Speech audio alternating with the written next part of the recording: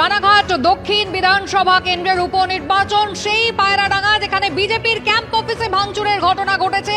এবার সেই অভিযোগ উঠছে, রাতভর হুমকির ঘটনা আপনারা দেখেছেন, বাড়ি ভাঙচুর হয়েছে, কোথাও বিজেপির পঞ্চায়েত সদস্য তাকে মারধরের ঘটনা ঘটেছে। আবির দত্ত সরাসরি আমাদের সঙ্গে রয়েছেন। আবির, পায়রাডাঙ্গা এবার বিজেপির ক্যাম্প অফিস ভাঙচুরের অভিযোগ, কি ঘটেছে?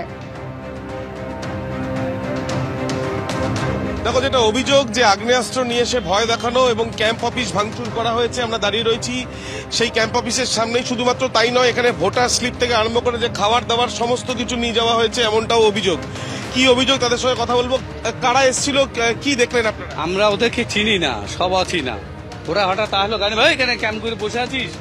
বলছি যে এই যে হয়েছে, তারা কি আগ্নেয়াস্ত্র নিয়েছিল? আগ্নেয়াস্ত্র নিয়েছিল এবং এটা হচ্ছে জামার নিচে গোজা ছিল প্যান্টের মধ্যে। ঠিক আছে, তারা কি এখানে এলাকারই? তারা এলাকার না, তারা হচ্ছে বাইরে, মানে পাশের। সেন্ট্রাল ফোর্স বা পুলিশ তাদেরকে জানিয়েছে? আমরা সেন্ট্রাল ফোর্সের কাছে তো যাওয়ার আগে তো মানে ওরা বেরিয়ে গেল। ঠিক আছে, আমরা জানানোর আগেই তো ওরা চলে যাচ্ছে। আমরা তো বলছি এখানে আপনাদের ক্যাম্প ছিল, মানে এখানে ক্যাম্প ছিল। যারা ছিল তারা সেখানে কোথায় গেল? মানে যারা এসেছিল তারা কি বাইকে এসেছিল? তারা বাইকে এসছে, তারা 11 জন। এখানে যখন এসে এখানে আপনাদের ভোটার কার্ড বা খাবার দাবার সেগুলো কি? সেগুলো ওরা নিয়ে চলে গেছে, ব্যাগ ধরে খাবার দাবার সব কাগজ, আমাদের যে ভোটার লিস্টের যে সিলেক্ট ছিল, তারপরে ছোট যে আমরা ছোট ছোট স্লিপ যে নাম্বারগুলো দিই, সেই নাম্বারগুলো সব নিয়ে চলে গেছে।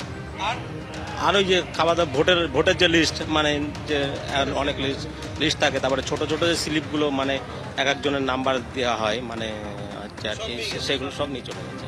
আতঙ্ক অনুভব করছে? হ্যাঁ, তা কি করবো আমাদের, আর কি করবো আমাদের, কিছু করা যায়? বলে গেছে আমরা আবার ঘুরে আসছি, বলছে আবার আসবে, তাই বলেছে। সেন্ট্রাল ফোর্সকে আপনারা বলছেন না? সেন্ট্রাল ফোর্সে ছিল না এখানে, এই তো পুলিশ সেক্টরে গাড়ি গেল, পুলিশে বললাম, বলছে থানাকে বলছে থানা কি করে, পুলিশ নিজে চলে যাচ্ছে, পুলিশ কিছু বলছে না। এখন গঙ্গাধারে বসে হাওয়া খাচ্ছে সব পুলিশ, এতে রাউন্ড ঘুরছে, এখন গঙ্গাধারে বসে হাওয়া খাচ্ছে। অভিযোগ কিন্তু হচ্ছে। এবং আরো একবার ছবিটা দেখাচ্ছি, বিজেপির ক্যাম্প অফিস সম্পূর্ণভাবে ভাঙচুর করা হয়েছে। ভোটার স্লিপ থেকে আরম্ভ করে বা ভোটারের যে লিস্ট থাকে, বিভিন্ন ক্যাম্পে রাজনৈতিক প্রতিনিধিরা তারা রাখেন তাদের ক্যাম্পগুলোতে, সেই লিস্ট নিয়ে যাওয়া হয়েছে, খাবার দাবার সমস্ত কিছু নিয়ে যাওয়া হয়েছে। আগ্নেয়াস্ত্র নিয়ে তারা আসে, হুমকি দেয় এবং ভাঙচুর চালায়, এমনটাই গুরুতর অভিযোগ কিন্তু করা হচ্ছে বিজেপির তরফ থেকে। ফের পায়রাডাঙ্গায় উত্তেজনার পরিস্থিতি। একেবারে বিজেপির পোলিং এজেন্টের বাড়িতে ঢুকে 2 রাউন্ড গুলি চলল।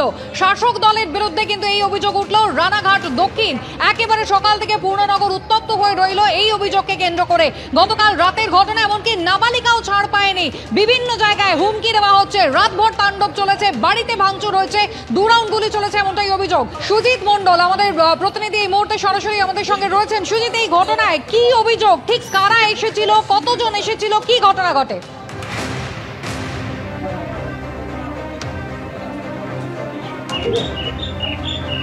দেখো কুসুমিতা, আমরা ঠিক এই পূর্ণনগর গ্রামে রয়েছি, যে বাড়িটায় গতকাল রাত্রিবেলায় ভাঙচুর হয়েছে এবং গুলি চালানোর অভিযোগ উঠছে, আমরা সেই বাড়িতেই রয়েছি।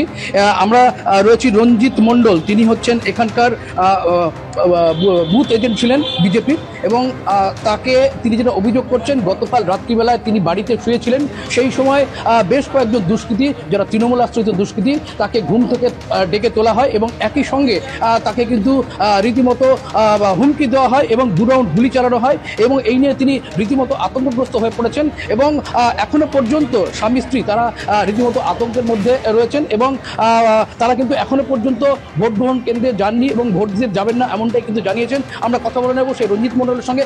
গতকালকে কি হয়েছিল?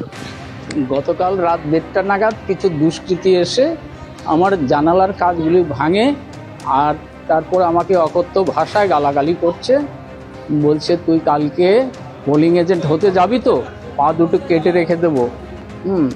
তারপর কয়েকজন বলছে এই গুলি কর গুলি কর গুলি কর, নাহলে ভয় পাবে না, গুলি কর।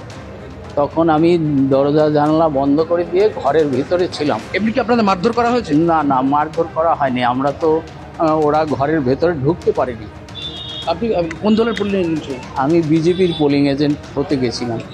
আপনি কি তারপর যেতে পেরেছেন? না, আমিও এত আতঙ্কে আছি, পোলিং এজেন্ট তো দূরের কথা, এখন আমি ভোট দিতেও যাব না। তারপর সকালবেলা খবর পেলাম আমাদের বুথে ছাপ্পা ভোট হচ্ছে। আর ভোট দিয়েই বা কি হবে। রঞ্জিত মণ্ডলের স্ত্রী তিনি কি কিন্তু রীতিমতো আতঙ্কগ্রস্ত হয়ে রয়েছেন, আমরা তার কাছ থেকে শুনে নেবো আপনার কতটা আতঙ্কগ্রস্ত হয়ে রয়েছেন, ভোট কি দিতে যেতে পেরেছেন? না না, পারিনি বা যাবো না, এই অবস্থা ভোট দিতে যাব না। কেন আবার কি করে তা ঠিক আছে, ওই জন্য যাবো না। কি কি হয়েছিল কালকে, কি কি হয়েছিল? কালকে রাত 1:30টার সময় আমরা তো ঘুমিয়েছিলাম, রাত 1:30টার সময় দেখি আওয়াজ হচ্ছে ভাঙার, তারপর গ্রিলে বাড়ি দিচ্ছে, আওয়াজ হচ্ছে। তারপরে উঠলাম, উঠে বাইরে বেরোয়নি, আরও ভালো করে দরজা খিল দিয়ে দিলাম যে যদি গুলি টুলি করে। তারপরে দেখলাম যে হ্যাঁ, একজন বলছে কালকে যাবি না, ভূতে পা দুটো কেটে রেখে দেবো, আর খুব গালাগালি করছে। তখন বলছে যে এই গুলি কর গুলি কর। তখন আমরা আর বেরোইনি ঘরের থেকে। পুলিশ এসেছিল ঘটনার পর? না, পুলিশকে ফোন করা হয়েছিল রাত 2টোর সময়, পুলিশ আসেনি। তারপরে সকালবেলা সাংবাদিক আসলো, তারপরে ওই পুলিশ এসছে। গুলি খোলগুলো কি কি করেছে? ওই পুলিশ নিয়ে গেছে। ওই আগে সাংবাদিক যারা ছিল, আতঙ্কের মধ্যে রয়েছিলাম, আমরা খুব আতঙ্কে আছি এখন। একদমই তাই। এই পুরো পরিবার, এর স্বামী স্ত্রী তারা দুজনই থাকেন এবং এই ঘটনার পর থেকে রীতিমতো তারা আতঙ্কগ্রস্ত হয়ে পড়েছেন। যদিও দিনের বেলাতে রানাঘাটের বিশাল পুলিশ বাহিনী সঙ্গে কেন্দ্রীয় বাহিনীকে নিয়ে তারা ঘটনাস্থলে আসেন, দেখে যান এবং যে 2 রাউন্ড গুলি চালানো হয়েছিল সেই গুলির খোল দুটো কিন্তু পুলিশের তরফ থেকে নিয়ে যাওয়া হয়েছে। কিন্তু এখনো পর্যন্ত এই পরিবার তারা কিন্তু আতঙ্ক থেকে এখনো বেরোতে পারেননি এবং তারা এখনো পর্যন্ত যেটা জানাচ্ছেন তারা কিন্তু ভোট দিতে যাবেন না এবং এটা নিয়ে রীতিমতো তারা আতঙ্কের মধ্যে রয়েছে। কুসুমিতা, সুজিত, ধন্যবাদ।